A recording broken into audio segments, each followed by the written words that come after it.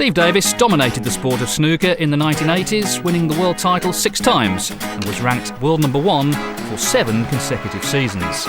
Because of this, Davis became a household name and inspired a whole new generation to play the game, none more so than a young Ronnie O'Sullivan. With the kids back in the class, the Rocket got his chance to finally sit down and interview his idol. Steve, thanks for having us down today. I just want to take you back to the snooker because obviously you was my hero growing up and I've studied your game. Ever since I was the age of 10, I've watched you.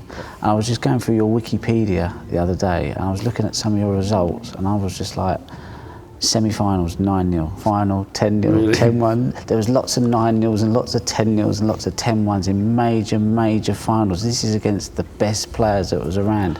It was only then that I was like, how can you be that much better and be beating people with that much ease? No disrespect to those players, but I would say the general standard wasn't as high as you may think. When I say these players weren't as good, I'm talking about myself as well. I don't think the general standard was as high as it is today by any means, and I think it's always improved, it's gone up. But I was obviously head and shoulders, if not a bit higher, at some stages above the rest of the player. Where I was very good was being constantly on it. So during a match, when I was 5-0 in front, I was even focusing even harder. So I'd say one of my greatest strengths was the ability to not ease up. And I think that was probably where I was able to slaughter people. But there wasn't anybody around of your level, Stephen Hendry's level, John Higgins' level, to challenge me. Timing's important, and I think I was in the right place at the right time. I know a tournament that's special to you is the UK Championships. I know everybody goes on about the World Championships, but I do remember you having massive success in the UK. Yeah. I remember one particular match that you had, and I can't remember which year it was, but I remember you playing Stephen Hendry. I was a Steve Davis fan. There was a lot of kids, we was at a junior tournament, a lot of them was Hendry's fan. They were saying, Hendry's going to beat Davis. I was like, no, Steve's going to win. I remember you went 6-0 down. Did I? Maybe 6-0 down, 6-1 down. I can remember it starting. I thought, oh, it's all over here. But that was when the UK was run over 2 days. I remember you pegged it back. You was 15-14 in front. I should have won. Stephen Hendry, you should have won. I should have won. He was in front by a lot. He's done a miracle clearance. Yeah, he did a great clearance. Blew down the rails. It would have been killer. Tell me about that match, because obviously Stephen Hendry was the one to take over from you. But what was that like playing in that match? Stephen Hendry was coming through the ranks. We all knew how good he was because he was threatening to be good. But obviously, there's a time when there's going to be a change of guard, if there's going to be a raising of the bar, which I think Stephen Hendry did raise the type of snooker played, as well as relentless stuff as well. Somewhere down the line there's that crucial match, and that probably would have been the one.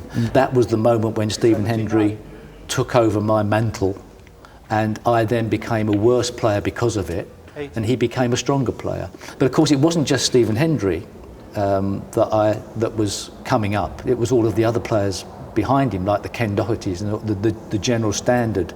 So I was fighting against the tide, trying to hold it back. But Stephen Hendry's victory in that match, that then became a defining moment, and from my perspective, was a massive boot in the stomach. So in many ways, the next question I'd like to ask you, what was more disappointing, losing the 1985 World Final or losing to Stephen Hendry in that final? What one really kind of hurt you more?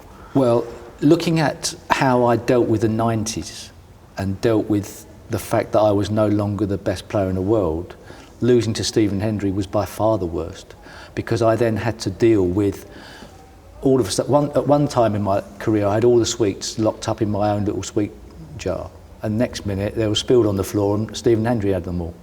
So for most of the 90s, I didn't like him at all. Hated him. Hated the thought of him being better than me. Didn't even want to acknowledge it existed. So the fact that he beat me in that match, looking back, was a big turning point. I think Stephen Hendry probably dealt better with you coming along than I did with him coming along, to be quite honest, and the likes of John Higgins as well coming. So Stephen Hendry was quite philosophical about the fact that one day he wouldn't be the best, even though it still hurts. But for me, losing to Dennis Taylor was a shock and awful, but it was get overable because I probably thought I was better than Dennis. But Stephen Hendry, all of a sudden, I had massive problems because I thought he was better than me. Not so much in all-round play, but he played a stronger, more aggressive game that I'd not grown up with, and I didn't know how to teach myself new tricks. So in some ways, did you at some point in your career, did you think I need to reinvent myself? Well, I tried to, but I don't think you can. Did you try? Yeah, I tried. I mean, I used to practicing, trying to. So then to some degree, it's the problem then for long term is you start to say, well, what am I doing wrong that I used to do right? And you know full well that perhaps it's not just about you. There's actually people that are playing to a better standard, but you still beat yourself up on the practice table trying to work out how do I get better than I am? And how can you? If you've been playing for 10, 15 years, can you jump up another standard?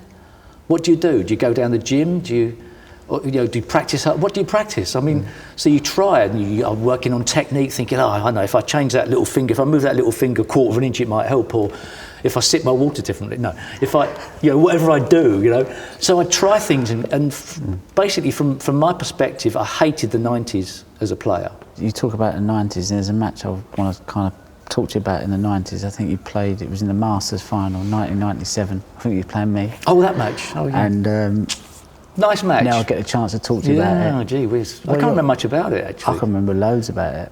Well, obviously I remember the streaker. Yeah, I mean, we all remember the streaker. You were potting all the balls, and I think it's 3-1 in front, 4-1 in front. It was 2-all. I was 2-0 up. We go 2-all. Well, 2-0 it.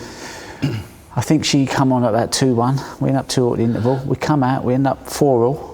Yeah, I know. I feel like I had a bit of the better of the match, but I do remember coming out for the evening session. You must have played well. You never missed a ball. I went 8-4, and I remember going in at the interval saying to my mate, "We're done." It was 150 grand winners prize. I think I had the highest break prize. I was in a bit of a dream now. I think and that was the mistake. The next 6 frames were the worst 6 frames of my life because you never missed a ball, you never left me a shot. Every time I had you in trouble, you put me in trouble. You made a 138, you made a 70, you made an 80, you made a 90, and in the end I just thought, I'll give up.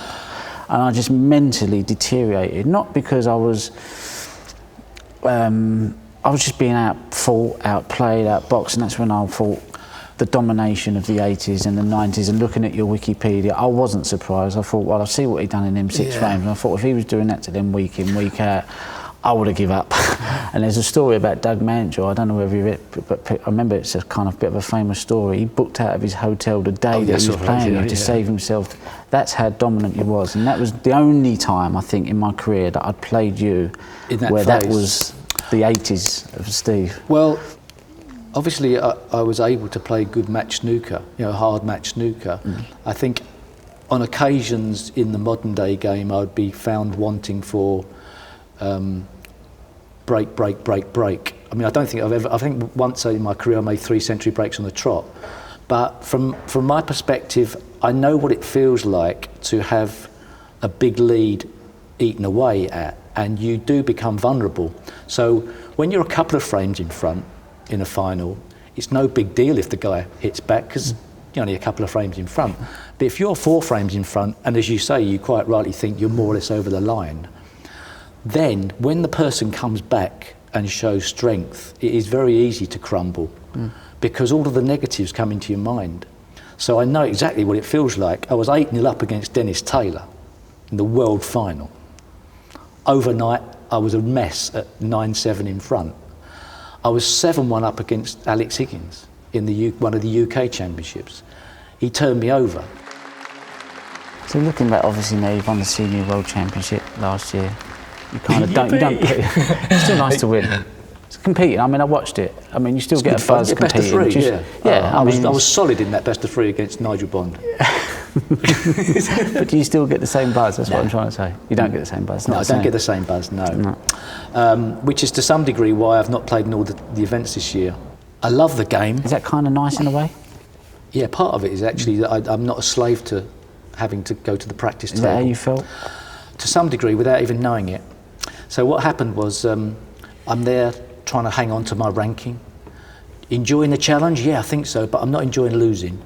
Enjoying the exhibitions, enjoying doing the stuff with the kids and everything, but turning up at the matches and going, you know, I'm not really, I don't know, my body doesn't like it as much as it used to. You know, there's so many good players out there, and every now and again I'm missing shots and it's terrible. So, in the end, if I'm not going to do it properly, then perhaps I shouldn't do it at all, but perhaps I'll still turn up for the occasional match. So I think that's my mindset at the moment. If there's any way I can possibly enjoy it, it's by not putting myself under any pressure whatsoever, by practicing. Steve, it's been great to Pleasure. talk to you. Thanks for the Cheers, Ron. opportunity. And thanks for having us here today. It's been great. Thanks.